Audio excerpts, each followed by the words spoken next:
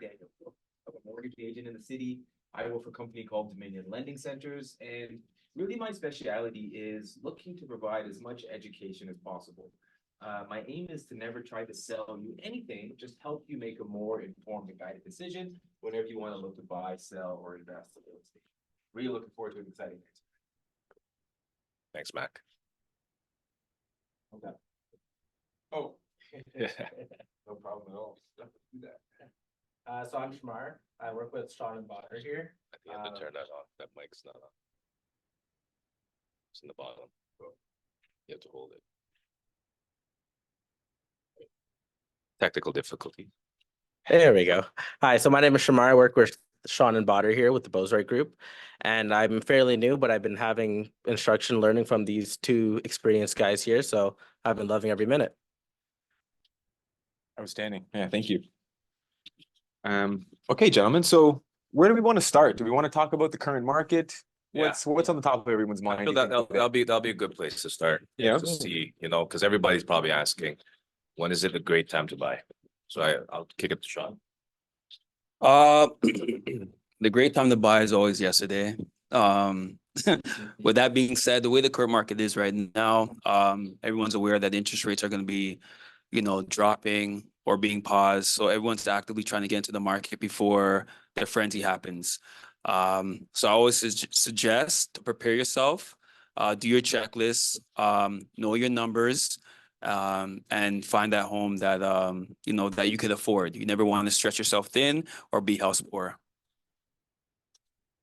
Yep, that's actually exactly what Sean's saying is correct. But just in general, like a lot of people, it all depends on your situation, right? What's your end goal? Do you need the money that you're having to sell to buy something else, or or you have the extra funds to just purchase right away, right? So it's like it all depends. Everybody's has their unique situation. We're happy to help you, through the way, and we have Mac that's always helping all of our clients, and that's usually the first step to get introduced to Mac, and yeah. 100%. Yeah, I'm happy to pick up where Botter left off there. So, the market activity from a mortgage and financing perspective. So if we just go back a second to 2023, I think a lot of us were just in a pause, waiting and to see what was going to happen with the market. I think a lot of people just got caught with their pants down, to be quite honest. The rates went up faster than rates have ever gone up in the history of the country. So you had a lot of people who got advice of what they thought was going to be, good with longevity. And before they knew it, they woke up and their mortgage payments had doubled. So I think because a lot of people got a bit of hesitancy from that rate increase, 2023 was a much softer year than I think it would have been otherwise. However, leading into the end of 2023, there was a lot of confidence and buyer confidence restored. And I think a lot of that came from the fact that we just saw things transacting differently. Homes were selling below ask for the first time in years, or in ever really, in the GTA. We saw that the days on market was constantly trickling, 30, 40, 50 days on market for the average home. So buyers felt a lot more confident to say, you know what, honey, we're not going to overpay anymore. We're not going to have to get into a bidding war anymore. Let's start preparing for the 2024 season. So as far as mortgage financing is concerned, in 2023, the last, I'd say 60 to 90 days, we saw families getting ready. Year over year, massive increase from 22 to 23 in the fall season, because I think we often see things kind of trickle off. People are in vacation mode. They're looking forward to the holidays, preparing for Santa Claus to come down the chimney, not so aggressively looking for real estate. But that's when actually the best deals are available in the market. Anybody who had the risk appetite, as we know, to buy when COVID began, did extremely well. And that same opportunity presented itself for a small window of opportunity at the end of 2023. If you bought in the last 60 to 90 days, you're laughing, because we're already back into a more of a seller's or a balanced market. So what we're seeing in 2024 is a lot of people, and I think a lot of first-time home buyers, looking at their rent costs, looking at the opportunity to get into a 1 or 2 or 3 bedroom apartment, and they're like, holy smokes, honey, it's actually the same cost as it would be to get a mortgage. So now let's start thinking about where our ducks are lined up and now actually want to get into the market. So I think the biggest indicator that, our certainly our realty team could speak to with more, with more validity is, what's that marker that we look at to understand, are we in a buyer's market? Are we in a seller's market? Or are we in a balanced market? And I think everybody knows it's all based off of the months of inventory. If you look at months of inventory in November and December in the condo market downtown, it was like 5.5. Now it's down to 3.5. And what does that mean? Your window of opportunity is closing. So if you're thinking about buying in 2024 and you haven't gotten a pre-approval, you might have missed the bus. So we want to make sure that if you're thinking about taking advantage and getting into the market, now is the absolute best time. Call Botter, call Sean, call Shamar, and get started getting prepared, because everyone else is doing that. And if you're not thinking that way, you may be a little bit too late. Exactly. So that's gonna touch on the second part. So if, let's just say I'm in the market now, should I go with the bank or should I go with the broker?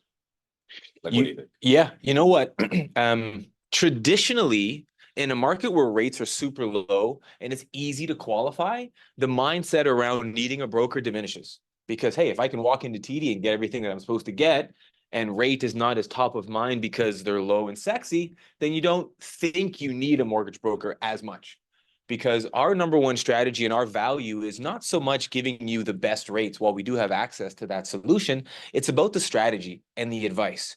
Not to throw the banks under the bus by any means, because we often work with banks, but I talk to clients all the time looking for a second opinion, and they tell me that the big green guy recommended a 5-year fix. And I cringe because it's like, hey, I think we all know rates in the next year or two are going to make a massive decrease. Why would you look at a 5-year fix as that best solution to save money, knowing potentially you're going to leave thousands of dollars on the table? That's because clients, all they hear and all they know, and the question that their grandparents have ingrained into them is, get the best rate. That's all you need to ask when you walk into the bank. And we all know, longer the term, better the rate. Longer the term, better for the bank. Not better for you and your family. Why? What does that do? It exposes you to have to pay a penalty potentially one day. We know that first-time home buyers get that itch around 36 to 40 months. Why is that? Because we've got equity in the home now. The family dynamics may have changed. You just bought a home. Those kinds of things, same things and conversations are happening in the average household today. And the average first-time home buyer feels the pain when they can't make that switch. So by locking into a 5-year fix, you're leaving money on the table and potentially exposing yourself to a massive penalty. So where we're finding a lot of value in working with mortgage brokers is all around the strategy and the advice around how to pair you up with the best solution moving forward. Understand the family's needs, your 3, 5, and 10-year goals, and make sure that your mortgage is working for you, not the other way around. Yeah. And then, is anyone here a first-time home buyer? Yep. Oh. First-time home buyer? Okay, yep. Lots of hands, lots of hands. Okay. So, Mac, would you, I guess, walk us through like, the pre-approval, like a checklist? Sure. What you need to get and so forth, to, prepare yourself to now jump into the market and purchasing that home. 110%. So I think the first thing is just around the mindset and the preparation for looking to get into the market. You need to sit down with your family, if that's who you're buying with, or if you're an individual buyer, and you need to establish your why. Like, what are we doing this for? Are we doing it because we want to stop paying rent, or is there a bigger or more impactful reason as to why you want to buy? Is it for your family? Is it for the opportunity to begin building net worth through real estate? Are you looking to buy your first rental property because you want a bit of cash flow? That needs to be understood, because that has a massive impact on which solution we recommend, which banks we work with rather. The term, like, everything is based around your ultimate goal. So that needs to be determined first. And you kind of just want to make sure that you understand how the banks look at you and what they want to see. So I think a lot of people have an expectation that, hey, I've got an amazing credit score. How much can I afford? Well, that's great on its own. That's that minimum barrier that you need to be, qualifiable. But the credit score on its own doesn't prepare you or help you with your budget. The things that first-time home buyers need to be thinking about is, where's the money coming from for this down payment? Is it a gift? Do I have investments? Is it under the bed? Because if it's under the bed, you can't use it. Sorry to tell you, it needs to be trackable funds that we can actually source. So if you're a first-time home buyer, understand where are your funds coming from. Do you have an investment strategy? Are they in a first-time home buyer savings account? Are they in an RRSP? Or are we expecting the gift from mom and dad to fall out of the sky? Determine that first, because that's going to be one of the first questions I ask you. The second thing is around your income or longevity of. I talk to families every day and they're like, Mac, I'm on a probationary period and I want to buy a house. And it's like, okay, just hold on. I know that you're excited. You've got this new high paying job, but what's the potential that you may lose this job? You know, is it wise to want to buy a house while you're still on a probationary period? And I think a lot of people discount, the volatility in not only real estate, but as well as in their own current job situation. So that's the second thing. And then I think the third thing is you just want to understand how you're going to be viewed with respects to all aspects. So, what kind of property are you looking to buy? Is it going to be a property with some basement rental income? Are you looking to buy a short-term rental with an Airbnb? I think those are all things that we want to consider.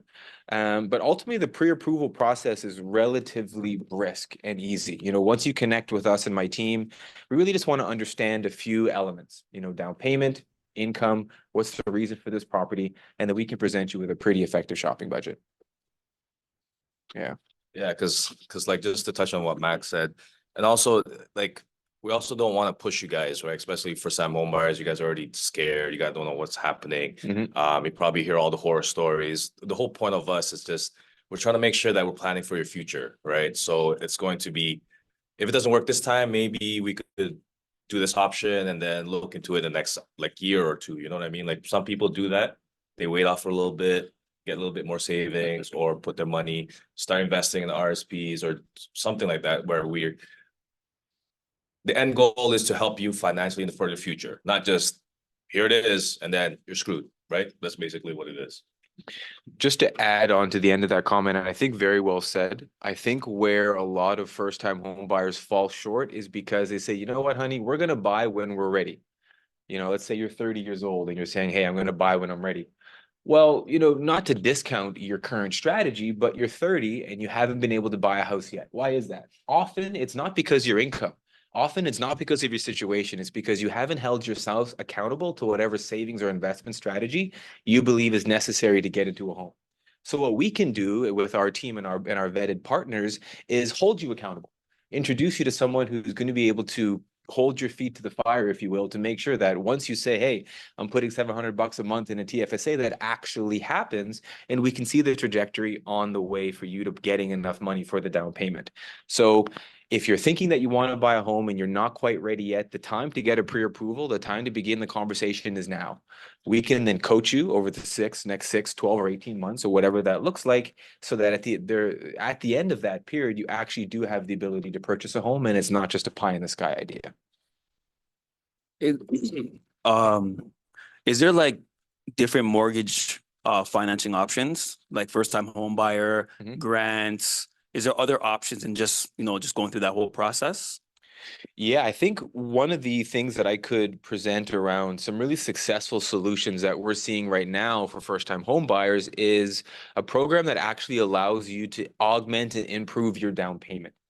I think the average buyer doesn't really have to be a first-time home buyer. Is our primary concerns are the down payment. Where is that money coming from? Saving $30,000 to $35,000 is certainly not an easy feat by any means.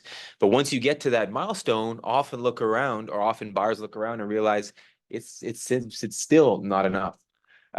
Everybody really wants to get to that holy grail 20% down. Why is that? Well, it allows you to qualify for a more diverse landscape of lender solutions. It allows you to negate and not have to pay Trudeau any more money on mortgage insurance. I think a lot of people are excited by the sentiment to not have to pay the mortgage insurance.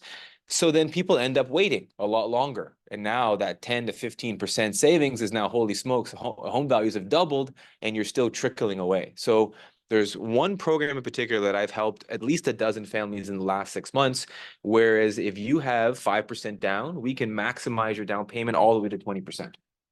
It's not a loan. There's no interest. It's simply an equity investment in your home to ensure your success. I'll give you a real case use. I had a client just recently. That's okay. Yeah, I'm gonna touch on that in more depth. So essentially, the way that it works is that when you come to me for a pre-approval, we want to make sure that you're aware of all of your options. Okay, so typically when you qualify, we use your 5%, and we would present you numbers around what that would look like. But the way that we provide you with another perspective is through this program where we show you what your ability to buy would be with a full 20% down. Okay. So there's one in particular, I guess, investment company, because they're not a lender here in the GTA, that essentially is looking to invest in your home alongside you. Okay. So what will happen is that they will increase your down payment up to 20%, because they know that here in the GTA and beyond, investing in real estate is a pretty good bet. Like if you were to invest it 10 years ago, I'm sure you'd be, saying the same thing. So essentially what it does, it allows you to begin building net worth in real estate alongside an equity investor. Okay. So the way that it works is, say you have 10%, they have another 10%. Now you're at that holy grail 20% down. You hold the home for, let's say, 10 years. The home goes from $1 million to 1.5. That extra $500,000 of new equity belongs to yourself, also belongs to the investor who's helped you get into that first home. So the way that it's looked at is that you have the opportunity to stay in the home as long as 30 years, realize the appreciation, and then sell the home when it's on your terms and best for your family. Okay. So think of it like you're not a homeowner right now. You're an investor for a second. Okay. You've got 50K. Where do you want to put it? Do you want to put it in a TFSA? Do you want to put it in a GIC and make maybe 3 or 4%, or in a savings account and make even less? Or do you see the opportunity to take that 50K and invest it in a home in the GTA, knowing that that home is going to appreciate? So what happens to your money? That 50K is going to go up. You're also going to get the new appreciation in that home. Let's say from 1 million to 1.5. That's new money that you didn't have to do, or you didn't have to actually save. And then the third thing is that as a homeowner, you make a payment every month, a mortgage payment. Some of it goes to principal, some of it goes to interest. All of that principal payments, that's your new equity that you've built into the home. So when you sell it, you get that principal back because it's yours, right? So when I talk to the average renter who's like, Mac, I don't like this idea of sharing my equity with somebody else, let's just break it down. You're a renter. You rent for the next 10 years. You finally decide, guess what, landlord? Sayonara. How much do you get back? Right? Besides your deposit check. And then you tear it up because you've given the keys back. Or you get back your 50K initial investment. You get back the principal payments, and you get the appreciation, all dependent on how much of the initial down payment that you put in.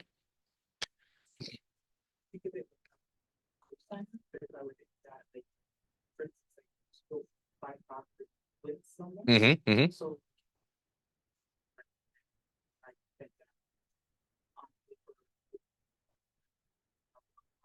yep.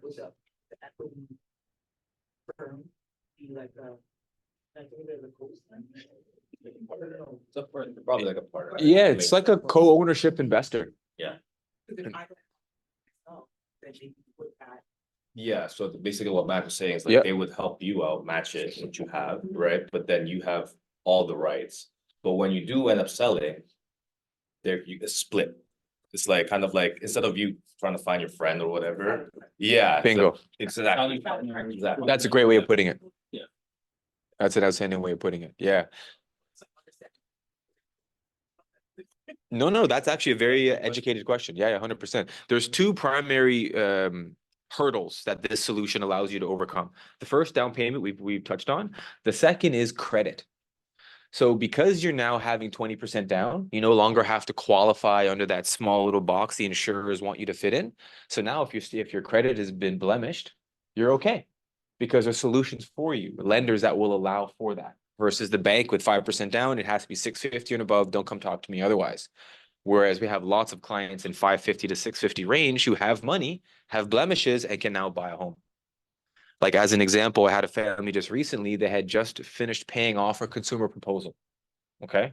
In the eyes of the banks, once you've done a consumer proposal, you can't qualify with 5% down for 24 months. So that's when you've got unsecured debt and you call into the creditors and say, hey, guess what? Give me a settlement. I can't pay this 50K. I'll pay you 15, accept the 15, but then your credit gets impacted. Right? So the average person, once they've paid off the proposal, they want to get back into the real estate market. But we have to tell them, listen, pump your brakes because your credit is not worthy enough to take on new debt for 24 months. How fast is the market going to go up in 24 months? Where is that home that you qualify for now today going to be in 24 months? Almost unattainable for the average person. So waiting is not an option. This allows you to bridge that gap again and get into a home much sooner. Good question. Thank you for asking that.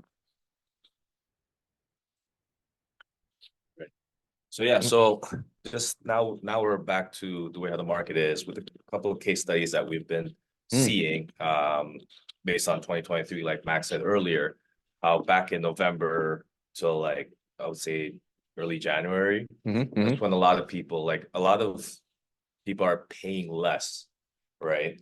Just for example, I helped a family. During that time, the property was listed. Mac actually helped out. It was listed for, I think, 950 or something like that. Been on the market for a long time. We kind of just threw in a low ball offer and we got it 100K below asking, right? With all the financing condition. And then we also had the home inspection. But then as you switched over to early February, we were seeing offers at 85 offers. We lost 3 offers from my other client because there was 11, 12 offers. So it's crazy how a lot of people, I'm just going to wait until the market crashes. But then that 1 or 2 months where it just shifted so fast, right? It's just now you're like, oh, there goes the train, right? Literally. Yeah. But one thing that I want to share during that time, Mac was able to help out because the way how he preps everything, they were able to make sure, because I think we had an escape clause, right? We had 24 hours or something like that. I think the condition of financing had 12 hours left in it. So then we were able to do everything just so it became, and it was just crazy because we had so many, like there's 0 offers and that same property now is close to $1 million. It's nuts. Instant equity for your clients. Exactly. Yeah, so once again, just to echo what Bader said. So last year, 2023, it was a buyer's market. You could purchase a property, have your conditions in there, whether that be a home condition, a financing condition, and the property be a lot less because the interest rates were much higher. As the market has shifted more slowly to about a balance, but more to a seller's market, you get into the bidding wars, you're getting to know conditions, and the price is a lot higher. So even Shamar, he had a case where, he got his clients a property. I'll let Shamar explain on it. Yeah, I had a client in December. We put in an offer, 687, and they secured the home. So they're super happy. They messaged me a couple of weeks ago. A house 5 doors down, sold for 800. So just in a couple of months, it's increased that much. Same type of home, same features, and it increased that much. So that just shows you how much the market has shifted in such a small period of time. So being that it's a buyer's market, a lot of buyers, especially first-time home buyers, when you're going into an offer presentation, you always want to bulletproof that offer. Just because, if you want to go in with a condition, for example, Mac might be buying the house and he's going in firm. So he's not having a home condition. He's not having a financing condition. And chances are he's going to get that place because it's firm, as opposed to you want to get it with the inspection, wait 5 days. They don't want to do that. So we have to make sure that, you're prepared with your numbers, that you're going in firm, and, taking it from there. Sean, would you mind just maybe giving us a more, I guess, broad approach around just what conditions are typical to put in on an offer and the ones that you would then divert away from given the current market? Yeah, certainly. So there's 2 main conditions typically when you're purchasing a house. It will be a financing condition. So that will mean that, if you don't have, if you have your pre-approval, if you're going under asking, you shouldn't have that pre-approval condition. But typically people want to have that just as an escape clause, just in case, they sleep on it and they don't want the house anymore. It gives them that option to, come out that house and get back the deposit. The second condition is a home inspection. Waiving that home inspection condition means that once you purchase that property, you know that you're going in without knowing what's behind the walls, the plumbing, electrical, so forth. You're just taking the house as is.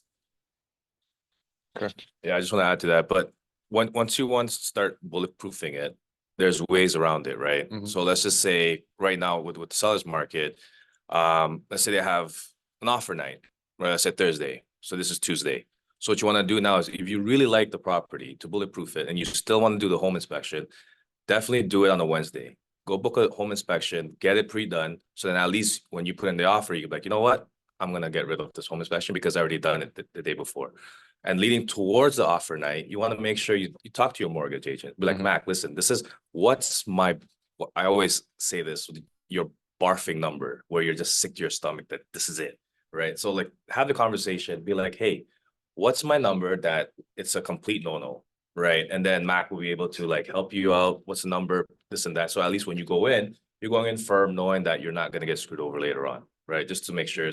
And also just to add, other than just the price, the closing date. You know, sometimes the sellers want to be out a certain day. So we have to be really flexible with that. And the deposit as well. The more that you put in up front is more attractive. I think you hit something really important, and I don't want to glaze over that comment because you said, think of what's best for the seller.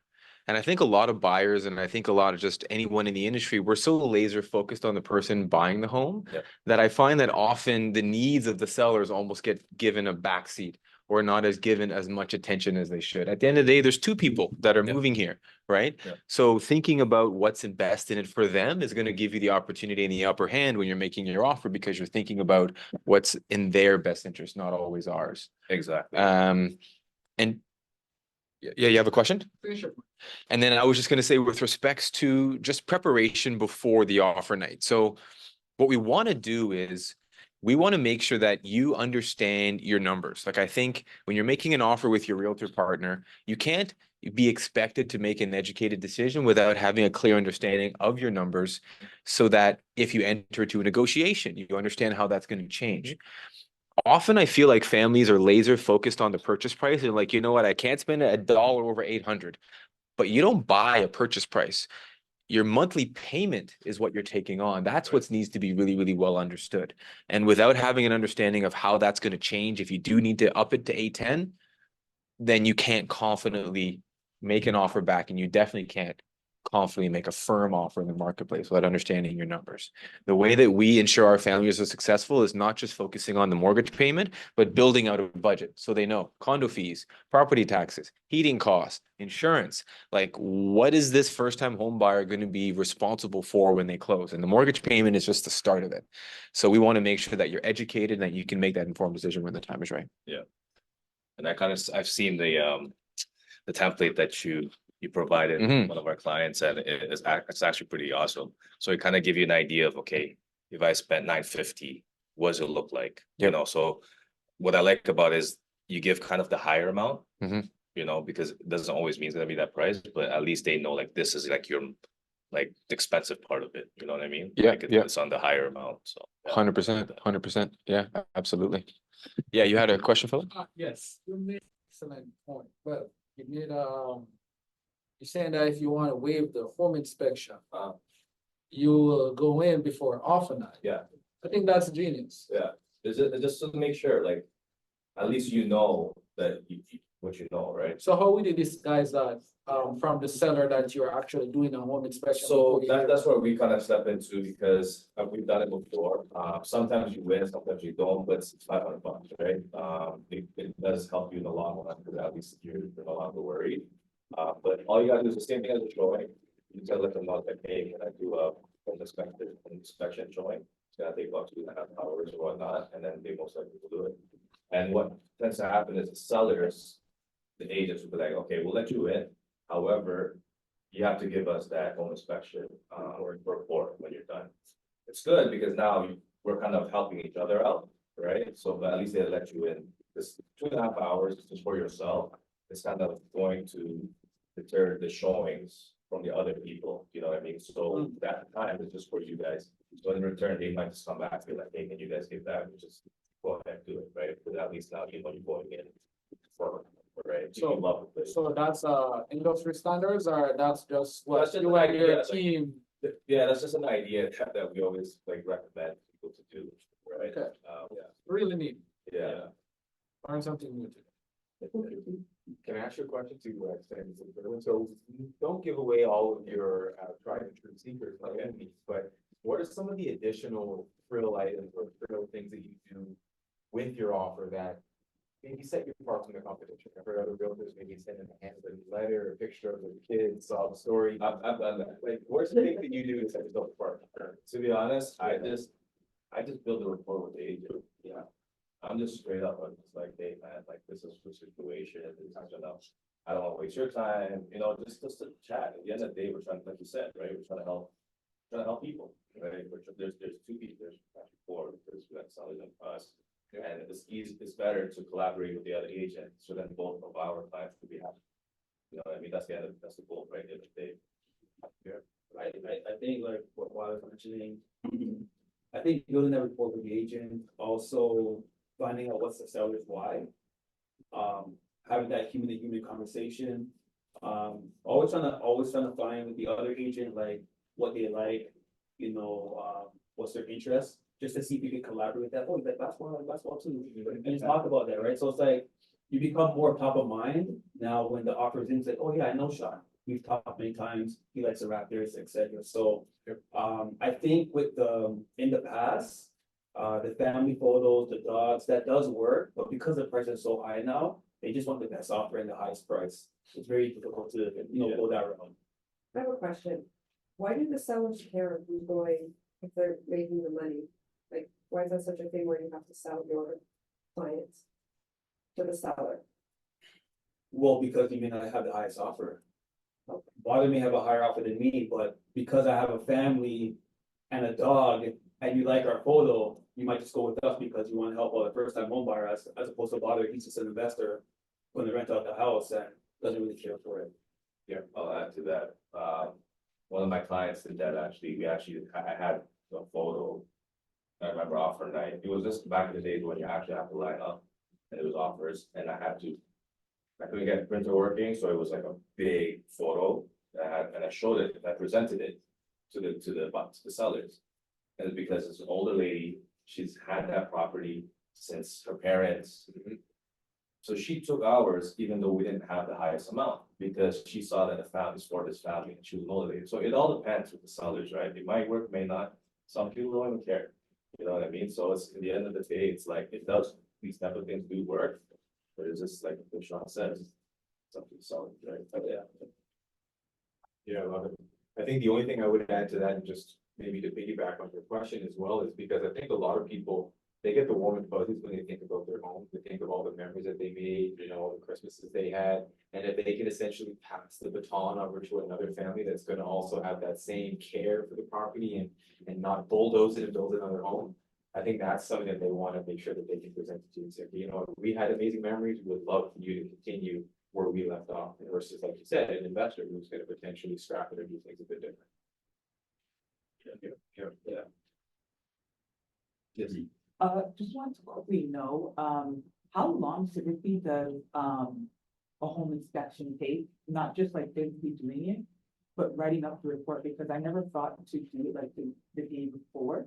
So I just thought when you do it the night before, you might need to go to your office, maybe you can go to write up a report, get it, I don't know what the word is, like. They approved by, like.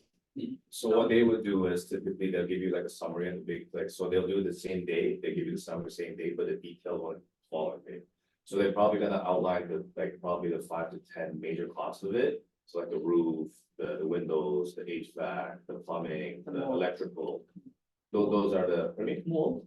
no, those are the 5 major costs. Oh, those are fine. Yeah, Oh, I major see. costs. So like anything to do in that like top 5, Mhm. it's just very expensive. So they're gonna, unless if there's like a crack and the house is shifted, like you could tell. And also the sellers would have to disclose that because that's a latent defect or of your house, right? So, yeah. So something. Yeah, but usually it takes about 24 hours, but they do it pretty quick, right? So that's what I mean, like, if it's today's Tuesday, or you saw it over the weekend, and the offer date's on Thursday, you have all those days just to book a home inspection. Or even like, let's say you're buying a condo, and there's an offer date, and there's a status certificate, do the same thing. Your lawyer's gonna review it anyways, right? They have it on hand, do it prior, right? So, and then at least when you go in, you know what's going on. Yeah, it really depends on the home inspector, because I've had it where I got it the same day, talked to the guy, I'm like, oh, when am I gonna get it? He's like, oh, I'll have it to you later this afternoon. I said, okay, perfect, so my clients were happy with that, because they got that idea of what was going on in the house right away. That way they're ready to put an offer just that same night, right? So it could be the other competition that we're looking to put an offer the next day. So it really does make a difference, the timing. Amazing, okay. I've got some mindset stuff for like buyers. Yeah, we certainly can. Where are we now? Where are we on? Yeah. Okay, yeah, we can definitely touch on some mindset. So I think the first thing that we should start just setting some expectations around is what you need to prepare for mentally when looking to buy a home. And a lot of it has to do with your mental preparation, but it also has to do with who is in your team. Who's on your team, essentially, especially when you want to become a real estate investor. The people that you surround yourself with are pivotal in your success. Not only your real estate team directly, but people like home appraisers, people like home inspectors, mortgage agents, your financial advisor, your insurance person. You need to build out that team of vetting professionals so that if you do have questions, you can get the right response and being able to lean on their experience. The reason why networking events exist, the reason why people get out in situations like this is not just to talk to somebody, but it's to Be able to learn from the person who's either made those mistakes or has the ability to guide you in the things that you're currently doing. So if you're a first-time home buyer, I would suggest start networking in your community. Get out and start talking to people, because you're going to find out that there's been a lot of mistakes made and a lot of money lost. And when you want to get into the market, these are things that are going to help you mitigate your risk. At the end of the day, no matter what investment, whether it's a TFSA or a real estate asset, there's always a certain level of risk involved. If you think back to 2022 when people were buying homes, I know that people were buying homes off of the virtual tour, like had never been in the home, buying it sight unseen. And I think a lot of those people ended up not getting home inspections because they were hard and fast and firm and came back, holy smokes. Maybe there were things that we should have done more research on, or maybe there was advice that we should have taken and didn't, because they were just caught up by the buzz in purchasing that property. So I would suggest that take your time. I think the old saying is the fastest way to get where you're going is slowly, or slowly is the fastest way to get to where you want to go. So especially being a first-time home buyer, reach out to us. Let's take baby steps. Look at more than one property and make an educated decision on who you want that team to be. Exactly. I have a question. What are some of the things that you definitely don't want to cut corners on? Like, some people, for example, lawyers, right? Like the best deal for lawyers. It's like that's such an important part in the process of people. Yeah. So like, what are some of the things where it's like, maybe these things you can cheap out a little bit, but these things you really need to make sure you have the right professionals and don't cut corners. I personally wouldn't cut corners. You're spending hundreds, actually spending thousands, biggest investment, close to $1 million on your property. And then you want to look for a cheaper lawyer because, or whatever it could be, right? For what, $500 or whatnot, but then they don't do their due diligence. Next thing you know, you have a huge easement or something like that. Anything could happen, right? So it's like, I wouldn't cut corners at all. I wouldn't, because you're spending your money, and this is like. And like you said, it takes a long time to save 35, 40. Imagine you putting down 200,000. Yeah, right. So it's like I wouldn't cheap out at all, because like they say, right? What was the saying? You probably once, you pay once, and that's it. Right. That's the first time I've heard that. Someone said that to me. Someone seriously. Someone said that. You pay once, you cry once, and that's it. Or I pay twice, cut once. Whichever one you got one. Maybe you made it first, though. Maybe you can get what you pay for. You want. Yeah, so that one. You get what you pay for, exactly. Maybe just a comment to kind of prod some mind, some perspective, maybe from the realtors in the room is, I think what a lot of people did around not doing enough research on pre-construction. Like the builders that they wanted to get into that. Maybe you guys can expand on just how people cut corners and not doing enough market analysis and getting into bed with a builder that maybe wasn't the best decision. Yeah, I always recommend to do your due diligence when you're buying pre-construction, because not all builders are the same. Not all builders have the same financing, the same network, the same resources, and that's why you see a lot of builders now, when the projects are being built, they're going into receivership, meaning that, you know, they're defaulting on their payments. And then now you as a buyer or an investor, your money's sitting with a developer, you know, or that project for years without interest paid, right? So you really have to do your due diligence on, you know, who the builder is. You should be getting constant communication as far as when the occupancy date is, what percentage the building is at right now, and so forth. So, yeah, always do your research. Question? What's your thought for a first-time home buyer? Would you recommend resale property or pre-con? Because it's very enticing with the payment structure to, because Yeah. I get tons of those emails every day. So what- Tons of call, like, it's only 5%? Yeah, like, So what I- and I have a part two to that. How, with a lot of options with realtors, Mhm. what are some stuff you use to, I mean, to like know that you're working with a great realtor versus someone that's just gonna treat you like a transaction, like, Yeah. so that's my two-part question. So answer your first question, it really all depends on your finance, you know, your budget, right? Most pre-constructions, or pretty much all pre-constructions, is 20% down over the course of 3 or 4 years, depending on what the deposit structure is. So if you could stomach, you know, 5,000 down on close, upon signing, then 20,000 in 30 days, 20,000 in 60 days, 20,000 in 90 days, 20,000 in 120 days, pre-construction might be the route for you. However, knowing that with most pre-constructions now, you're not getting the best quality of build, as opposed to, you know, the houses being built, you know, 10, 15 years ago. That's interesting. Right? Me personally, I prefer the older homes because you get more space. The bones are stronger. Yeah, it may be outdated, but that's just lipstick. You could change that, right? But you're gonna get a nice lot, you're gonna get a nice condo, and it's gonna be very well built. You could tell a well-built condo as opposed to like a cheap condo, because you can hear your neighbor next door. Yeah. Because, you know, there's no concrete, it's just plaster, right? So I would just say really it depends on your budget, but also depends on your lifestyle and what you like personally. Yeah. Just piggyback on his, as well, it all depends on you too, right? If you're able to get pre-approved right away for like a resale, and then you have all the down payment, the credit, everything's all well, why not start your wealth then, when you start building equity, right? Because once you buy in a year or two, you know, you're getting that equity in the house or a condo. But when you do pre-construction, you don't really know, right? It's kind of like in the long run. So I've seen a lot of first-time homebuyers take the resale route, and then once they're ready to do investment, they'll put it on a pre-construction. Because they have pay average of like 20,000. What can I do? You know, it's like, oh, why don't you look at these projects that you could kind of store the money away, like, you know what I mean? So kind of like a savings account for you. Also, just one last thing as well to answer your first question. With resale, you have wiggle room to negotiate, because that seller, you don't know what their circumstances. So they may be selling just because they're moving to a different country, or the case may be downgrade and upgrade, whatever the case may be. When you're buying pre-con, that's the price, no negotiation. Yeah. You might get an incentive, you know, a free parking lot, a free locker. Not anymore though. Not Some anymore. condos, you have to It buy depends. like a better unit to get a park. Yeah. You get one. Depends. It costs 100K. Most condos don't provide parking because they want to force you to do transit, right? And if you do, it has to be like a 2-bedroom or 3-bedroom, you get that parking spot. So, yeah, you get more wiggle room when you're doing resale.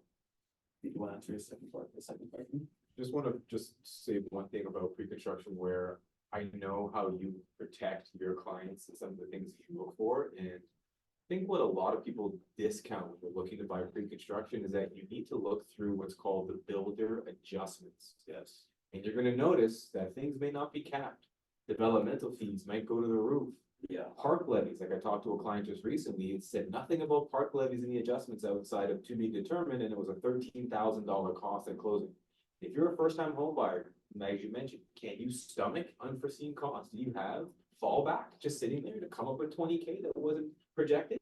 So if that's not the case, resale all day long, there's not going to be any curveballs in that resale, whereas on pre-construction, holy smokes, it's a wild ride if you're not prepared. Did you want to touch on the staff and levies, like explain exactly Yeah, what that is? Go for it, go for it. Yeah, go for it. Oh, What's the definition of what you just said? Yeah, let the co-stars feel. Oh, Yeah. say, Okay, so basically, in every project, there's always fees that the builders kind of just pass on to you, right? Like as, I'm not sure you guys know, but once you get your interim occupancy, you're basically paying, towards your mortgage, it's basically rent, right, to the builders for your spot. And once it registers and everything, and that's where it becomes kind of like what Max says. If they decide to be like, hey, guess what, we got this fees that you gotta pay for, you got, the builder, levies. The developmental levy. Levies, yeah, Yeah. I always call it Levi's. Yeah. Levies, and then you have to pay on top of that. So in the end of the day, if you don't do your due diligence and then, or have a lawyer like cap it, if they could, some places they don't really cap all that, right? Then you're kind of. So, So essentially, so like, say the builder has to do a traffic light or an intersection. Yeah. Put a sidewalk. or building trees, like which now. They pass on all of those costs to you. Yeah, yeah. So the infrastructure needed in order for this condo for you to move in, you pay for it. Yeah. The art installation in the lobby that you didn't ask for, you pay for. Right? So these are all kinds of things you need to prepare for your. you said the word yourself for. Levies and levies. Levies and cap. Yeah. So what happens, Exactly. let's say you have a terrible realtor, they talk you into doing a pre-con. You've put all your money into this project, and now all these new costs come up, but I can't afford it. What happens then? I am. That's it. Like I said, so well, Lawyers explain this to you? the lawyers should, like, so one thing I would say is if you guys are gonna like go that route, you have to get a good lawyer that does a lot of pre-construction. Yeah. And specialized, not just like, hey, there's Bob Joe down the corner that does real estate. You have to specialize, they have to know the projects, because a lot of these, you know, certain builders, they do know they have bad history, good history, so you have, like I said, don't cut anything short. And most pre-constructions will allow you to have like a 5 to 7, day grace period.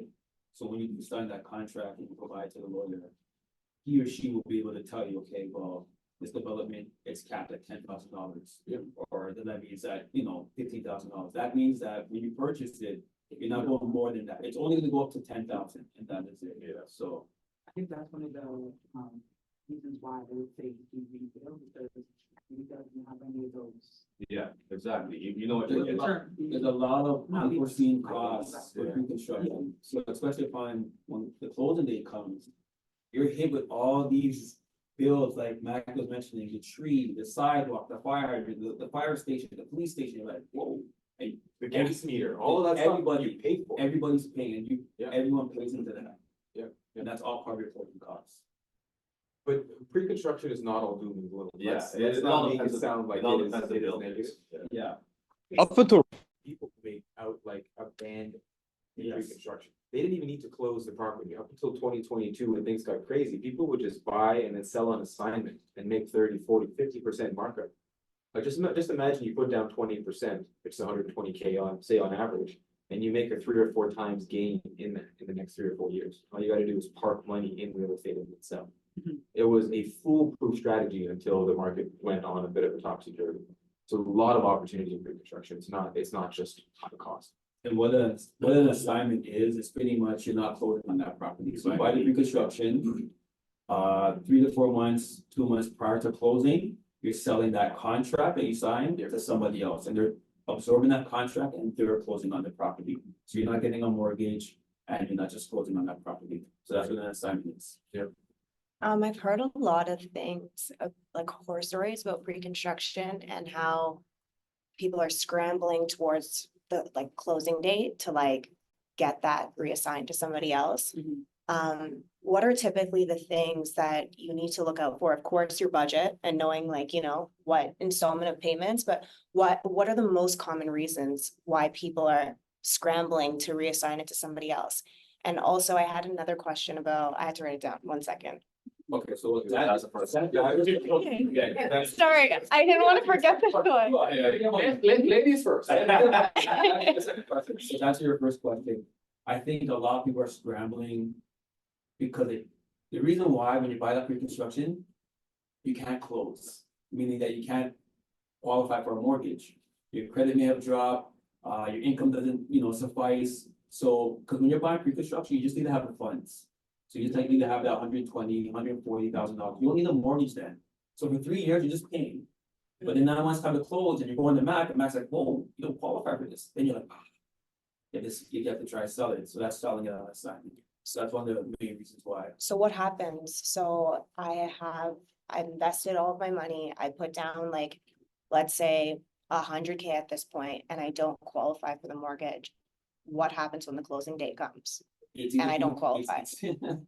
It's either you try to find someone that buys your contract or you're gonna lose your deposit. The builder takes your deposit and resells your units. Wow, or your property. that's risk. Yeah, very cutthroat. I'll let you answer his question, but I have another one. So I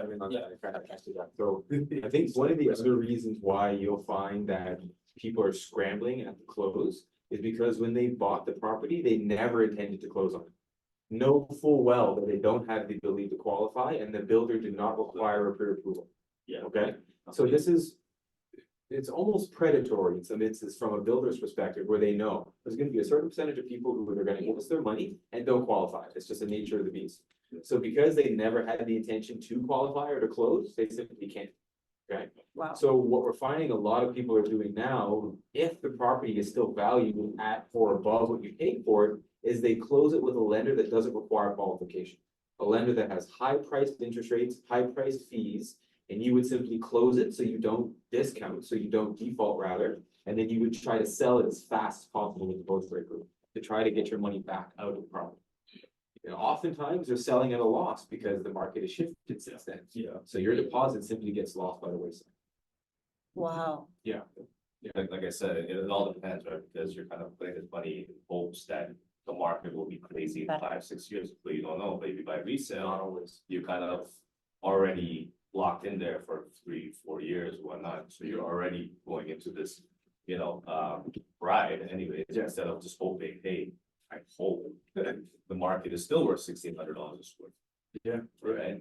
Yeah, resale is like buying a stock. You don't realize your loss until you sell, Yeah. right? If you're buying resale, you're gonna stay there forever, it doesn't matter. If Yeah. you're a long-term investor, it has no bearing on your success at all.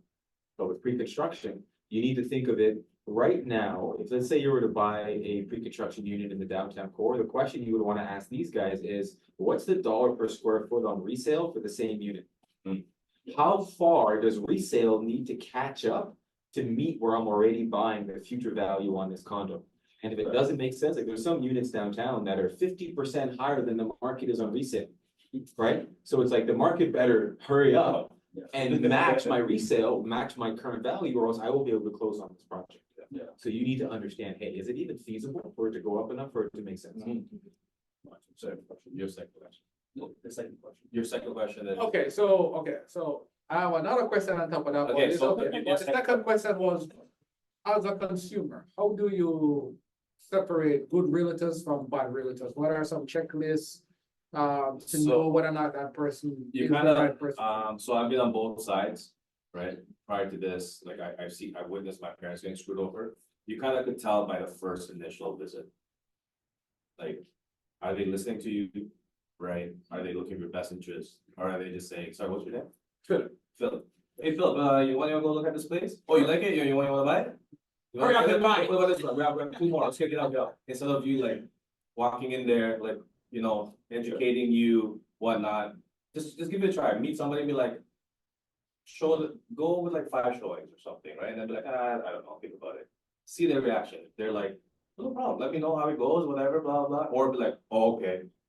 And angry guy walking away or girl, right? So it's like you kind of get an idea of it. So you kind of get the feeling, right? And something Yeah. positive as well. Is it true that, jumping on this point, that, when you're I wanna make sure I'm using the right term, when you going with a realtor, if they put a clause saying you're only exclusively allowed to look with that one, to me, that's a big red flag.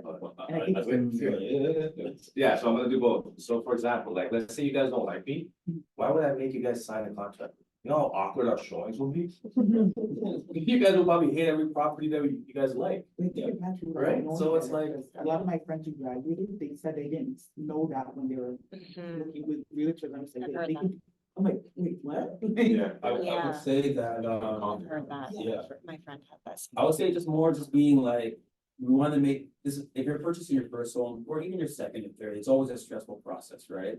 So we want to make it as seamless as possible for you and not make, not make it seem like, not to say other agents have this, but you would know when that agent has commission grab.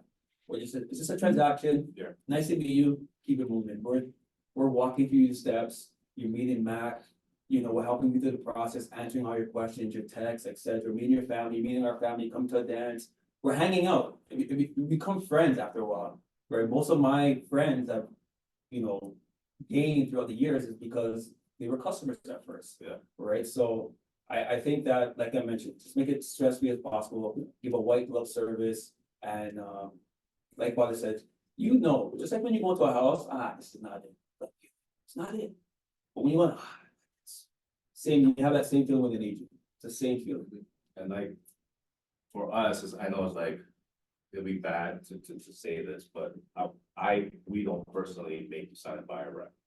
No. It's something, we just shake hands, be honest, if you don't like me, tell me, because what's the point? If you don't like me, like I said, people are so awkward. Yeah. They're bad at showing, like, it's just, in the end of the day, it's like, we want to create a great relationship where, we help you reach your goal and vice versa. For us, we gain a friend, like Sean said, throughout the years, most of my friends, my circle, like I've been to clients' weddings, you know what I mean? So it's like, that's where we like to be, because we're helping and just seeing, like I said, like my parents get screwed over. I've always said, I don't want to be that guy, right? Just don't be that guy. I think the same thing goes for a mortgage agent though as well. It's like, what makes you pick a good mortgage agent, and what's the difference between someone, like you said, who's just focused on the numbers and someone who's actually focused on the family? The way that I would differentiate that is this person asking questions? Are they looking to know more about me? Like we began the conversation, are they looking to establish what my why is and what my motives are and what that ultimate goal is? Like when we're talking to an investor, it's not about buying an investment property for money. While everybody wants to make money, that isn't the goal. Are you looking to be a snowbird? Are you looking to spend more time with your grandkids? Are you looking to retire with more ease? Are you looking to have peace of mind because you know you're 60 and hey, there's a few years of good or any potential left? I want to make sure that I'm better off. That's the ultimate goal. If you can bridge that and solve that problem, well, you have a client. I have a friend that's on Zoom that messaged me a question. She was saying, I know that this might be a little bit off topic, but she was curious about red flags that you can look out for when it comes to listings, or is it just like mainly through what's it called? What is the process when you get it? Not the approval, but no, I'm talking about when they do the inspection. That's what I was talking about. So apart from the inspection, is there anything in the listing that you can maybe look out for? To vet out some properties that you should maybe look at? So typically, I would, like I said, the 5 major costs, like the roof, anything you see this, right? The roof, the windows, HVAC, electrical, and the plumbing. Those are kind of the things that you want to look for in a house, right? But anything behind the wall, you can't really tell, right? If it's a nice day, you don't know something's leaking, right? So you won't really know. Just make sure that part is covered. Anything that has to do with like mold, Latin investors and all that, that's where the home inspection comes into play. Anything's wrong with the structure of it, they have to disclose it, right? In the listing? Yeah, in the listing, yeah. Can you give an example of that? So, for example, let's say you purchase a house that used to be a grow-up. Okay. Right. Someone passed away. Or someone passed away, you don't really need to, but like, but the grow-up, you have to disclose it. Yeah. right? So that's always kind of, anyway, that's a long other topic, but when it comes to the grow up, it falls under the Latin material defect. Because during a grow up for like cannabis, potentially could have mold. Oh. Right, so throughout the years, even though it's happened 20 years or 30 years, you still have to let people know back in, let's say 1997 or whatnot, it used to be a grow up. However, this is, you have the air home inspection done, you have all this stuff done and all that, but throughout you still have to disclose it. You still have And that's what there's strong. homicide, yeah. Oh. Yeah, so the stigma will stay, but it's up to you at the end of the day. It's like, do you really care what happened 30 years ago and everything's already been fixed? Some people do, yeah, right? But it's up to you at the end of the day. But they have those type of things, it has to be What about flooding, disclosed flooding? flooding. Yeah, if like, oh, part of you have to. Damage, But damage, like you said, like, I was thinking out of my head, like, the crops, like. Flooding. Is it a- Flooding, flooding, no? they wouldn't have to disclose, but typically the home inspector would see that. Because, there's patches on the wall or it's been done, or you just ask, to be honest, but typically they don't disclose that. Because there might be leaks, like if you leak from the toilet. Yeah, as long as it's been remediated. Yeah.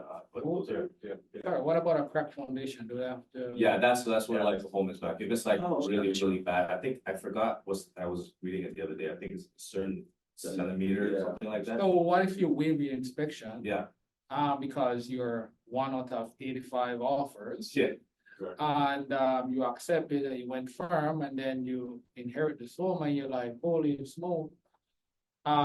Crack foundation like That's- Harlem in the 90s, like, That's why you do go the day before. can you go back to the sellers for well, like part of the funds that you spent You can, getting the home? you or- can, but typically they'll just take a deposit. but if it's a land defect, What is that? so meaning that the place is inhabitable, like that way, she says a structural, if it's messed up, if it could break or whatnot.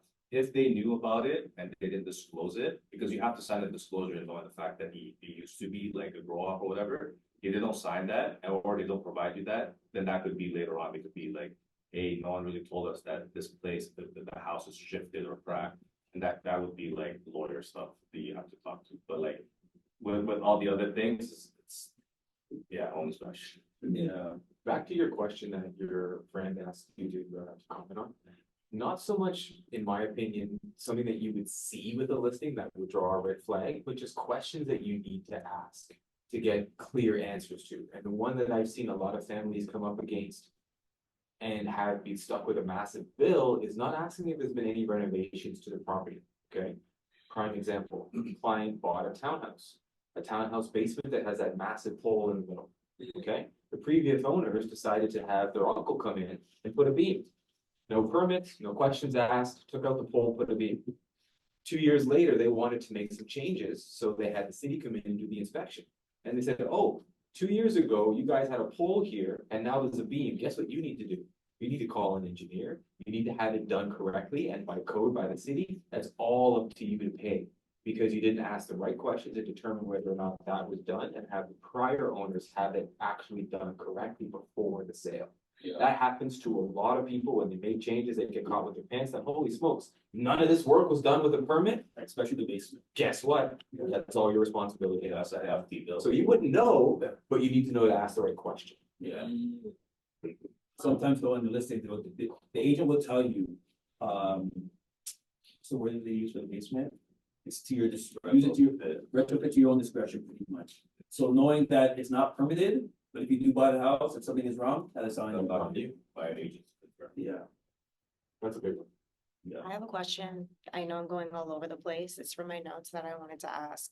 The one regarding, I was gonna forget. You guys mentioned a little bit about vetting out good opportunities with pre-construction.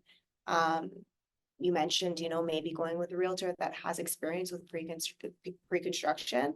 Is there ways that you can really look out for good builders or, are there things that you can what you mentioned about cement walls. Older homes typically have thicker walls, you can't hear the neighbors, things like that. Can you, comb through pre-constructions to kind of see if maybe there is a good builder out there that kind of builds homes that are like, how they used to be built with just, stronger bones and all that stuff? I think it's more just based on, the name of the builder. Just doing your research by Google, right? Some builders just, they just don't build one home. Wow. You really want to go with them as opposed to like, Tridel, MacDaniel, Empire. Those are like well-known builders, and if something goes wrong, they have a reputation, they have a name. Interesting. They're gonna get back to you, as opposed to like, if Bob is just a builder, you can tell you, oh, well, because his funds are a lot lower than the other builders, they have more funds, more resources, more reach. Yeah, well said. And I think there was a lot of predatory builders during the pandemic, knowing that we were at its peak, rushing to buy land, rushing to get things, approved by the city, knowing full well that this investment was not going to pan out. And a lot of them actually, as Sean mentioned, they went bankrupt. And a lot of them did not give back deposits. It was all over the news in 2022 because they were saying, you know what, oh, this builder is so cheap and they're offering this price per square foot. Like we said, cutting corners. Ended up people lost hundreds of thousands of dollars. A lot of people lost their life savings because they were getting into bed and not vetting, not having a lawyer look at it, and not crossing their T's. And massively important which builder that you invest with. Massively important. So big names. Big names. Go with big Won't be names. cheap by there. Yeah. It won't be cheap. Like I said, what's it? Buy one, buy one. No, don't do that. Right. You get what you pay for. You get what you pay for. Yeah, if it seems too good to be true, Yeah, it's too good to be. it's too good to be true. Yeah. Especially if it's in the core, it's like, yeah, no. Yeah, well said. Where do you want to take the conversation here, Jens? Any other questions? Oh, yeah. We have a question in the Zoom. It was asking, do you guys work directly with underwriters and lenders? Yeah, so that's definitely a neat question. So one of the benefits of working with myself or working with really any mortgage broker is that we have access to more than just the curbside lenders. There's really 4 tiers of lenders. There's the big banks that we all know and trust, I should say, maybe loosely. There's another style of lender, and they are A banks, but they're not the curbside lenders that you would know. They're more like virtual solutions. And I can name a few names, like First National would be one, where there's no curbside presence, but they are essentially A banks. Okay, why would you want to work with them? There's a lot of families who don't need the frill services, they don't need the insurance, they don't need the mutual fund built-in house, and are just looking for the mortgage experience. Often these lenders offer a better rate and just an overall better experience getting your mortgage versus walking into the big green guy.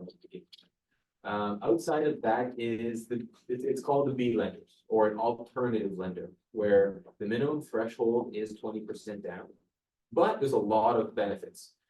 They have business for self solutions, where if you don't have any taxable income, you can still get a mortgage. I didn't say no income, I just said taxable income. That's just sort of the difference there. As well as they cater to a more diverse credit history. If a client comes to me with a 500 credit score, going into the bank's not going to be an option, but the alternative channel is a great way to rebuild. And then thirdly and lastly is private lenders, where the income qualification is not so much required. It's more so about the property itself and the equity in that property. Each lender has their own what's called underwriter, which is essentially just the internal staff that look at your documents and give us an approval. Okay. But you don't want to rely on them to give you the information. You need to trust a mortgage broker who knows the lender, knows the terms, knows the conditions, and can guide you to the solution that's going to be the best suited for you and your individual needs. There's like 50 to 60 banks out there, 50 to 60 different lenders. Are you going to walk to each one and knock on the door and have your credit pulled at each one? That'd be foolish. That's why you want to connect with the mortgage broker so they can navigate you that way. Thank you. Yeah, no problem. As a first-time home buyer, my situation is a bit different because I'm looking to buy like in a couple of years, not per se right now. Yeah. But one of the things I like when I listen to the radio or TV and stuff like that, first-time home buyers have a lot of perks. Yep. can you touch upon like what those perks are? Because I know like if you're not a first time home buyer, you won't have those available to you. Sure. So I know, for instance, like if it the first time home buyer, if you put stuff into your RSP, Yeah. you get the, 5,000. oh, I didn't know that part. So I know, maybe you can expand on that. Yeah. You get a draw from that once. You wouldn't be able to draw from that for your second home or it's paid back or something like that. That's a good question. There's a lot of, so I just want to know what those things are when you're a first time home buyer. You get tax Sure. credits, like all these. Yeah, there's actually quite a few, and you hit on one of them as well. So I guess one of the good things about living in Canada is that the mindset around that holy grail or ultimate dream for the average person is to finally become a homeowner. Okay. A lot of people are coming to Canada with this dream of finally being able to get into a real estate asset. So what we want to do is we want to incentivize and encourage you to actually invest your money in real estate. So they created, I don't know how many, 4 or 5 different avenues to incentivize you and your financing. So the one that's the most new that most people would have heard about recently is a first-time home buyer savings account, okay? Or FHSA. Essentially what that is it mirrors the RRSP contribution, okay? So one of the benefits of the RRSP and the FHSA is you want to give as little to Trudeau as possible. And I don't like saying it like that, but that's what it is. Okay, you want to limit your exposure to CRA, and in doing so, you put money in these accounts. So let's just say, for example, you're making 50 grand a year. Okay, you're probably in the 20 to 25 percentile tax bracket. That's how much money you're going to give to the government, the 20%. Okay, when you put $1 into the RRSP, you get back that nominal tax rate because you actually haven't earned that dollar. You've given it back to the government essentially. Okay. So they give you the incentive of the taxes you would have paid on that dollar, you get back. Okay. So what most people do is they just reinvest that same 20% back into the RRSP. Okay. So that's the first thing, because why would you want to do that? Let's say that the tax brackets, just like I'm not an accountant by any means, but let's say that the tax brackets are at 40%, at 45,000 income, you pay 15%, and above 45,000, you pay 20%.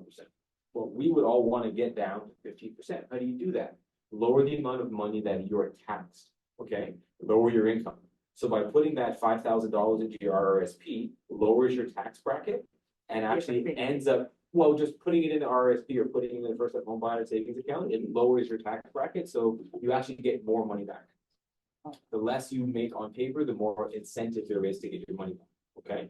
So for you, you'd want to say, hey, I want to put money into an RRSP so that I can get the credits and then reinvest them.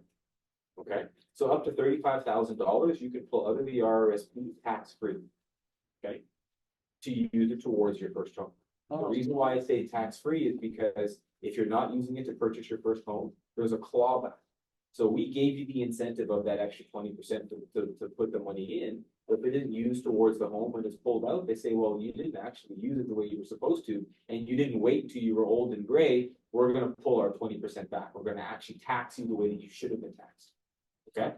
So as a first-time home buyer, you have the ability to draw that money out tax-free, unlimited times, as long as you don't live in a home for 4 years. So you could buy a home today, sell it next week, live in a rental for 4 years, you're a first-time home buyer, pay for home.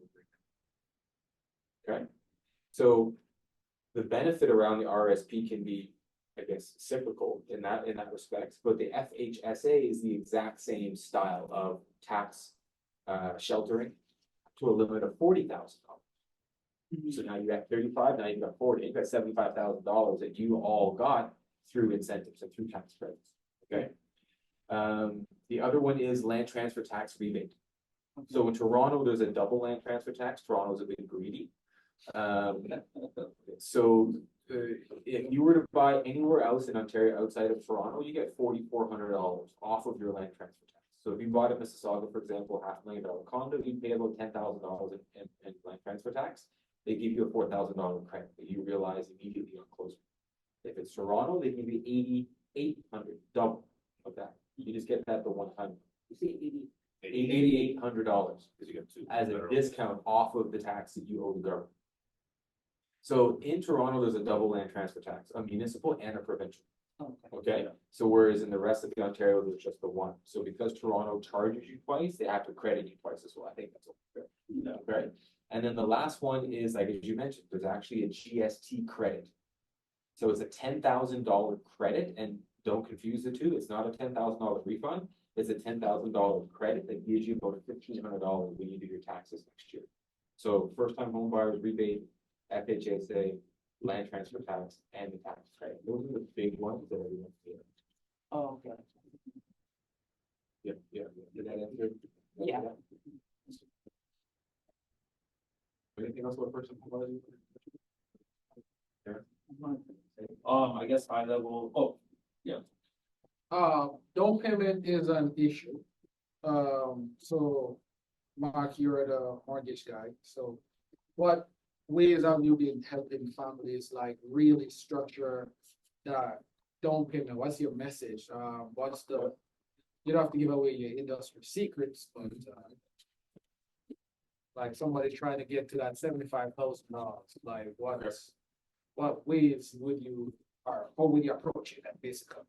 If you were a first time home buyer yourself and you're trying to get into the first home, you want to use a minimum down, but you're starting at zero in your bank account. You and your wife, let's say you and your spouse, how would you? Yeah. Fastest way to get to that? Yeah. So we have a strategy that we can create about $20,000 out of thin air in 90 days. Okay, and it's only available one time a year, right at RRSP season, basically what we've just discussed. So what you would do is you would go into your bank and you'd ask for a line of credit for $20,000. Okay, I'm gonna make it as easy as possible. You take that $20,000 and you slam it into your RRSP. Okay, what happens? You get that rebate, 20%-ish. So what's that, 6K?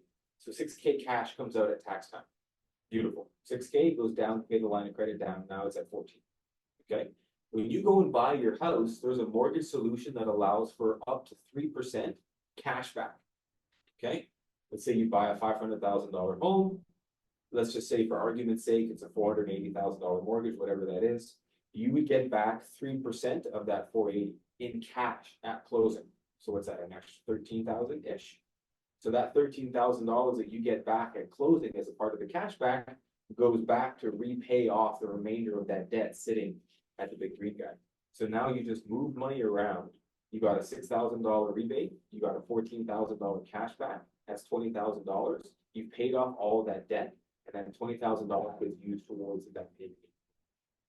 We do this every year on tax time. Okay, it's like an RRSP switch style solution. So if you've got no money, you want to buy, let's say, the entry-level condo, we can create 20 grand in 90 days. And the reason I say 90 days is because it has to sit in your RRSP for 90 days before you can draw it out for your purchase. So if anybody's thinking about doing that, tax season every year, the first quarter of every year is when you want to get ready and you can actually do that. That would be probably the easiest way to create a down payment. Or you ask Potter and he'll hook you up. Third thing is, hopefully you've got a rich mom, dad, or rich grandma or grandpa who want to see your success and they can push down some money. I think you'd be surprised how many people get gifted their down payment. Or I'd just like to touch on that as well. You can do a joint venture with your friend. Yeah. Right, where you have like practical partnership, partial ownership of that property. You may not own 100% of it, but owning 30% better than owning 0. Right, so if you have a group of friends, you guys all put in X amount of dollars, purchase that property, everyone has that percentage. That's always a great option as well. Yeah. And that's, you're renting out that property, like, it's not like you draw straws and who gets to No, live it. you can live there as well. Someone can live upstairs, someone can live downstairs, you can live in different rooms. They make it work. A lot of families are doing that right now. Yeah.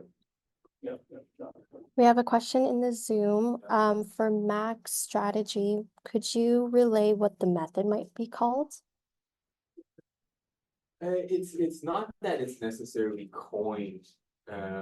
You'd call it the Mac maneuver.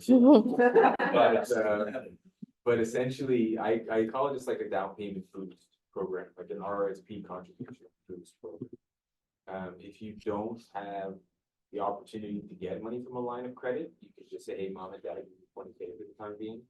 Or there's actually a lender in particular that'll give you what's called an RRSP loan, where they know, hey, this loan is going right into your RRSP. will give it to you in the instance of you making normal loan monthly payments. But the detractor to that is that that loan has to be debt service and factored into your ability to qualify and could stunt your ability to take on the mortgage. We really like the unsecured line of credit bit because then as soon as you get the money, you can slam it into the bank and pay it off right away. So if anybody's listening and this person is thinking about that, the RRSP season closes at the end of February. So how many days do we have left? A week? Like 7 days. So if you can go into your bank within the next 7 days, get a line of credit, and you have an RRSP that's open already and make the contribution, you can still do it this year.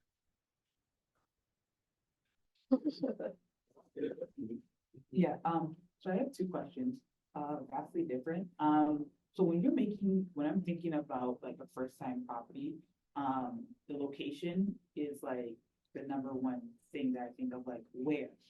It's gonna be in Scarborough, it's gonna be downtown, whatever, right? So, and then the second one is like, once I make that decision, if I want it to be the house that I'm living in versus I want my first home to be like a rental property. Yeah. Can you talk about like, what's what I'm trying to say? I don't want to say the tax, how that's gonna hurt, I don't say hurt, but I know that if I want my first property to be a rental property, I'm not gonna tell the bank that or tell. I don't want to tell, but like I want to be like, okay, I want to purchase a property. Yeah. What I do with it is my business. I don't want to have to tell you that, but because I always said ideally, if everything went my way, but I'm limited knowledge, right? I've always wanted my first property to be in the Blue Mountain area. And I'm not gonna live out there because I'm a sneaker, Yeah. right? Because I'm not, but I've always wanted my first like property to be Blue Mountain area. Because I have a lot of like friends that I went to high school with, that their parents had like, not the primary, but they had like a property there, and the way that it generates income and everything. So I'm just like, why not have my first property there, just rent out to people? Yeah, so to answer your first question, I always say, buy where you can afford, rent where you live. So rent where your work is, your school, your friends, etc. Because the purchase in that area is probably more expensive in the city. And then buy where you can afford it. I'm not sure what this would be very expensive. Right, so, yeah, right, and I'm only saying that because I think when you say like, is it true that for tax purposes, if you say that your first time, when your first purchase is a rental property, is there something they do at tax time where you have to like? You have to claim it, or is it like a vacancy thing, or like tax or whatever it is, like, do you have to like? Or they say you have to pay more insurance or something, like, I don't know, like, there's a reason, I don't know. There's a source of income, is that why, like? Yeah, would it be? You're saying not your primary residence. It's not my primary, Okay. I wanted It'll be to, an investment. It'll be an investment property. Yeah. So yeah, so for that, like. So once an investment property, it has to be 20% down as your, if it's your second property, is that correct? You know what? Not always. Okay. So I think I know what you're asking. Like, how do I buy a vacation home that I intend to rent and I don't want to put down the 20% and I want to take advantage of my first time home buyer benefits? Okay. Yeah. So. I don't want to get you in trouble, it's on camera, but yeah. 100% legitimate. So the way that it works is that you can buy as much real estate as you want, all at 5% down. Okay, you don't need to have 20% down. The way that it works is that you have the ability to buy a second home, a vacation home, a cottage. As long as the intention is owner occupied usage, you can always put down 5%. Okay, as long as it's not over $1 million. Then you go into the 20% down by default. But it's under $1 million and your intention is family use, you can buy 150 properties, all second homes. Okay. The only time that you ever actually have to put down 20% if it's below $1 million is if you need the income, potential income that this property would generate to help you qualify. If you need the $3,000 a month on the application because the rental income gets you over the hump, then you have to put down 20%. But if your intent is to buy a property, you don't need the rental income because you're sexy on paper, you can buy as many properties as you want with 5% down. Okay. The other side of the coin is if you want to buy a property, you want to take advantage of first home buyer benefits and you know it's going to be a rental, or it's in the city and you're like, you know what, I'm probably gonna rent it. You need to have the expectation that when you go into this, that there is an intention of living. People's family dynamics change, things change, you could lose your job, you could move, you could get a promotion, whatever that is. As long as your intent going in is to not deceive and to say, you know what, I am gonna live here, and then, oh, oops, I decided that's no longer feasible for whatever reason, that's 100% okay. Okay, but your intent from day one can't be, oh, Mac, can you help me structure the application to, you know, to kind of slip through? That's different. But if you come to me and say, Mac, I want to buy a home, and the after closes, you're like, oh, you know what, actually, I'm not doing that anymore for whatever reason, that's fine. That happens all the time. But you have to have the intent from day one that it is going to be your principal residence or. Well, why do you have to use the word have to? Why do I have to have that as my intention? Because then if it isn't, it's called mortgage fraud. It is, oh. That's why I'm here to learn. Oh, Yeah. that's really mortgage fraud to say like. Because you're deceiving the lender. You're telling the lender something that you have no intention to do. You're telling them that, hey, I'm gonna live in the home with every intent to go rent it. What happens, maybe I can. Why can't I just say to you, like, help me just purchase my first home? Yeah, but that's what you need to say then. Oh, okay, Exactly, okay. yeah, stop right there. Okay. Yeah. What people will do is they'll approach a mortgage broker and they'll present and put all the beans on the table, and the mortgage broker structured it in such a way that assists to deceive the lender. We can't do that. Okay. I can't send your file in and saying, hey, guess what, she's gonna live there, knowing full well she's gonna rent it. Why? Because if you ever ran into an issue, if you ever had a tenant slip and fall and your insurance shows that it's an owner occupied home and the lender goes to you and says, hey, you told me that you were gonna live here, now you've got all this issue, first thing you're gonna do is guess what? You're gonna throw your mortgage broker so far under that bus that, hey, I told him I was gonna rent it and la da da da da da, right? That's the first thing that's gonna happen to save your bank. No, the average consumer is gonna present it in such a way where, hey, I was honest. I told that guy, I didn't tell him to do business in the next. That's what ends up happening. Okay. And my second question is, one of the times I come to these types of like real estate seminars just to learn these things because, like my plan is to go to law school and right after I want to own something, right? But the problem is that because I'm not like, as I got older, I'm teaching myself about like finance and real estate and everything. The whole thing about what's good debt and bad debt. So I always look at it, oh my gosh, if you have debt, student loan debt. Yeah. Right? That's gonna prevent me from buying like a property, or it might take me maybe 10 years after I'm done school to pay it off, plus have the savings to get something. So do you guys talk to like, I don't want to say students, but in the professional category of how to make a plan to be homeowners? So I know sometimes like they say if you're in a professional program like a doctor, engineer, lawyer, I think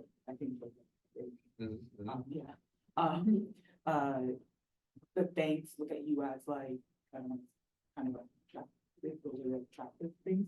So yeah, so I just wanted to know like what are things that like students in those professional programs, what should they know about like real estate before they graduate? Or financing options and all that kind of stuff, good debt, bad debt.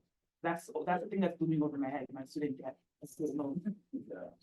So there's two things that we're seeing professionals do with success. So the first one is, you may not always have the opportunity to do, but put the debt in someone else's name. So if you have mom, dad, uncle, grandma, grandpa, and you need 50K to get through school, don't take out a student loan. Have them take out the loan. Why? Because when you finish, then you can buy a house, you can get a job, and you can then get a loan yourself and give them the money back after you qualify for real estate. Not having that debt sitting over you. Okay, that's the first thing. The second thing is that if you're a medical professional, like that you hit on just a moment ago, let's say that you're in residency, you're in your first year out of med school, you're making 60K, but in about 2 or 3 years, you're gonna be making about 500K. So that's an example. The lender says, you know what, we know the opportunity for new money is gonna be there. You don't have it quite yet. We'll allow you to qualify as if you made that money today.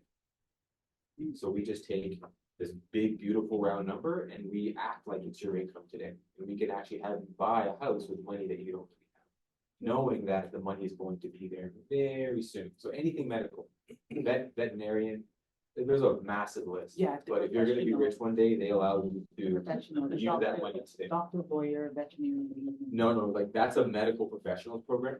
Oh. There are specific programs for lawyers. You have to have more tenure. But for the one I was speaking about, the medical professionals, you could be a week out of school, making 50K on paper, and we use $300,000 on the application. There is another program for lawyers. Okay. Yeah, I was saying like there's You're different. like, oh, I'm so sorry. Yeah. You have to finish 1 year of income as a lawyer, so you can see kind of what you're making. Whereas the Oh, medical one- oh. professionals, you could be 1 week out of school. Hmm. If you're making any money in your field, we just project the income for you. Yeah, okay. Yeah, that's a good question. Thank you. So to wrap it up, I just wanted to just mention high level, we have a project in Tulum. We can have partner ownership, around 20,000 USD down. You own 1/8 of the property. So we complete 2025, working with the agent and the builder directly. So if that's something that you are interested in. It's very low cost, very low entry, but you still have, your name on title and your vacation home. And you're only with like 8 other people. Yeah. So it's a fractional ownership. So that's a great opportunity for you to get to the market, own something as well. If Toronto's too much, you can rent here and buy out there. You want to, talk about that some more, reach out to us and we'll give you some more details. We did have one last question from the Zoom. Somebody asked, what's the future of the rent-to-own program as an entry strategy in Ontario for first-time home buyers? Is that something you guys recommend, or if there's risks to it as well? Rent-to-own. Do you want to start on that or? To be honest, that used to be a big program before COVID, Mhm. probably 2017, 2016. There's not many rent-to-own programs anymore just because the cost is too high. That I see, that I actively deal with. I'm not sure if father or Matt. Yeah, there's not many rent-to-own programs anymore just because the cost is too high. Gotcha. You hit it right on the head. So just think of it this way. Let's say you own an investment property and the market bears for that condo $2,500 a month, just as an example. If the mortgage payment that you're paying on that rental is above $2,500, do you think the tenant cares? Or are they gonna pay what the market bears for that unit? They're gonna pay what the market bears. Where rent to own differs is that this investor is essentially going to be selling you the property down the road and can bear no cost. So you're going to be paying his mortgage payment, the property taxes, all built into your monthly payment. So often with rent to own, you're paying above what the market would actually bear for that same unit. So financially speaking, why would you cover all of the costs and pay above what the market conditions are and have to save for your down payment on top of that versus just renting at the nominal rate? So when rates were low and it made sense, yes, rent to own was massively popular. But now if I came to you and said, hey, for $500,000 condo, I want $4,000 a month for your rent and an extra $1,000 a month to save for the next 3 years, you're gonna be like, Mac, what did you smoke before you came in here versus just getting a rental at $2,500 a month? So in the Okay. current market and landscape, rent to own, I wouldn't even encourage it. Yeah. I would have you go through the other program, the down payment boost program we talked about prior. Right. Yeah. Pardon me, the Mac. Yeah, exactly. Yeah. That's a good question. Okay. Love it. Well, thank you for everyone who attended in person and online. It's been a fantastic discussion. Great. Thank you for attending. Appreciate it. Okay. Love it. Cheers. Thank you.